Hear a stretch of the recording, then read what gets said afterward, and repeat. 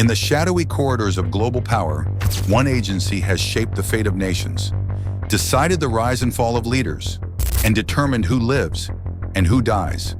Its name is simple, 3 letters. Its reach, unlimited. Its methods, often unthinkable. For decades, the Central Intelligence Agency has been both feared and mythologized. To some, it's America's first line of defense. To others, it's a rogue force operating above the law. This is how the CIA actually works, from precision killings and psychological manipulation to spy recruitment and the secret lives of its officers. The killings inside the CIA, a chilling question is asked again and again. Is it worth killing foreign lives to protect American lives? And the answer, almost always, is yes. There are 2 types of killing in this shadow world. Intimate killing, when you are close enough to see the face, hear the breath, and watch the life leave a target's eyes. Non-intimate killing, when death comes from far away, a drone strike, a missile, a planted explosive, destruction from a distance. The CIA's Covert Action Branch, Special Activities Center, is mostly built for non-intimate killing, surgical, deniable, and silent. After the September 11th attacks, the agency's killing operations expanded dramatically.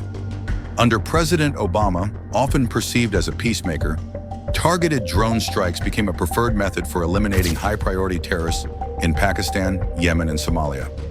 Supporters called it precision warfare. Critics called it assassination by joystick. Yet for the CIA, the moral calculation rarely changes. In their world, if 1 life taken saves 100, the operation proceeds. The CIA's true aim.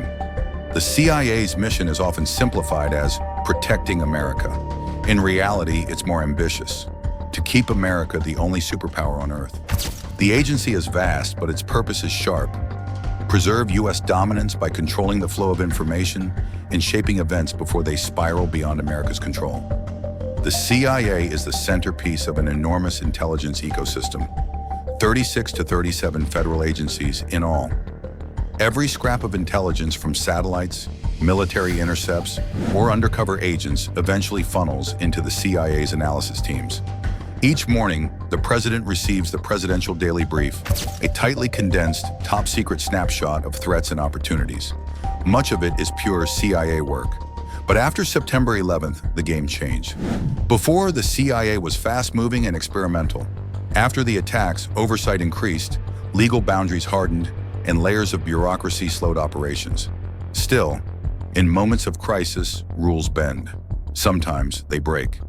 CIA espionage without borders espionage is illegal everywhere, unless you're authorized by your own government.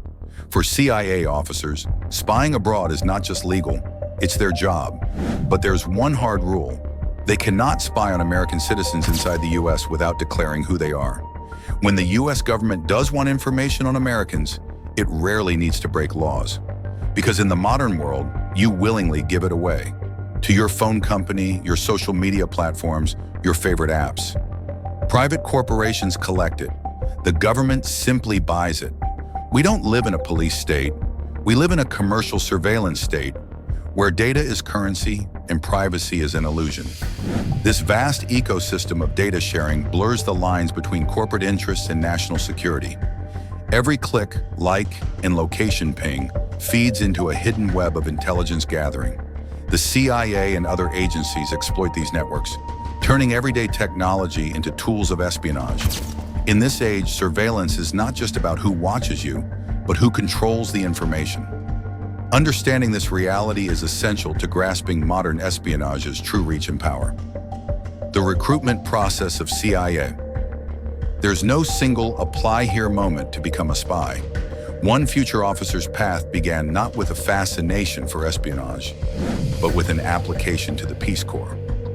The traits the Peace Corps seeks, risk tolerance, adaptability, cultural immersion, are exactly what the CIA prizes. 24 hours after submitting the form, a call came from an unlisted 703 area code, Langley, Virginia. But there's an unbreakable rule. Serve in the Peace Corps, and you can never work for the CIA. Work for the CIA, and you can never join the Peace Corps. It's a firewall designed to protect humanitarian organizations from suspicion overseas. Training the perfect spy, forget the Hollywood myth of sleek classrooms and laser grids. CIA training, at a place known only as the Farm, is austere, physical, and psychologically brutal. Its exact length is classified, but it lasts months. Candidates are pushed to their physical and mental limits. Task saturation, flooding trainees with more objectives than they can handle to see who prioritizes under stress. Sleep deprivation, stripping away comfort to test decision-making when exhausted. Simulated capture and interrogation, controlled but intense scenarios where mistakes mean mission failure. The agency even seeks recruits with unusual mental traits, some on the autism spectrum, some with sociopathic calm, because they can operate without emotional collapse. The goal, create officers who can think, lie, and survive in any situation. Lying and manipulation. At the CIA, deception is not a side skill. It's a daily discipline. Recruits are trained to weave convincing fabrications, maintain them under interrogation, and adapt them in real time. Inside the agency, manipulation isn't just for foreign assets. It's embedded in the workplace. Officers are often managed, tested, and even deceived by their own leadership to harden their loyalty and measure their responses. The unwritten law: control the narrative, control the mission. The secret life. The CIA teaches that every person has three lives. Public life, what everyone sees. Private life, what only friends and family know. Secret life, what no one knows, except you. The process of penetrating that secret life, then exploiting it, has a name. SADRAT. SPOT. Assess, develop, recruit, handle, terminate. From the first handshake to the moment an asset is discarded, it's a cold, systematic process. Disguises and headquarters. Disguises range from simple glasses and wigs to jackets that flip inside out into a completely different color.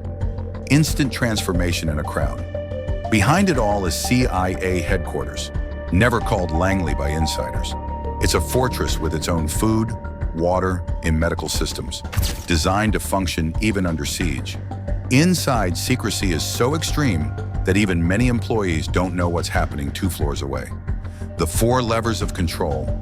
To influence someone, you use the 4 levers of control. Reward, give them something they want. Ideology, align with their beliefs. Ego, appeal to their self-image. Coercion, apply force or blackmail, but only as a last resort. The best officers rarely need coercion. The first 3 levers applied skillfully are enough to make someone betray their own country. The sexpionage and foreign tactics. Sexpionage, using intimacy as a weapon, is real. The CIA forbids its own officers from employing it as an official tactic. But foreign agencies? They use it often. Male or female, straight or gay, it's irrelevant. The goal is compromise. And Americans abroad have been caught in these traps for decades. The modern battlefield. Some think World War III is a nightmare waiting to happen. Inside the intelligence world, many believe it's already begun, not as armies clashing head-on, but as a global proxy war. Syria, Libya, Yemen, Ukraine, Israel, conflicts fueled quietly by superpowers working through smaller nations. It's war without the name, and the CIA is deeply embedded in its shadows. Leaving the CIA for one officer, the end came in 2014, not from scandal, but from fatherhood. The job demanded total devotion. He chose his family. Many who leave the CIA don't retire into comfort. They enter the civilian world carrying secrets they can never share, even with their own children. Life after the agency. Finding work is hard. References can't speak. Resumes have unexplained gaps.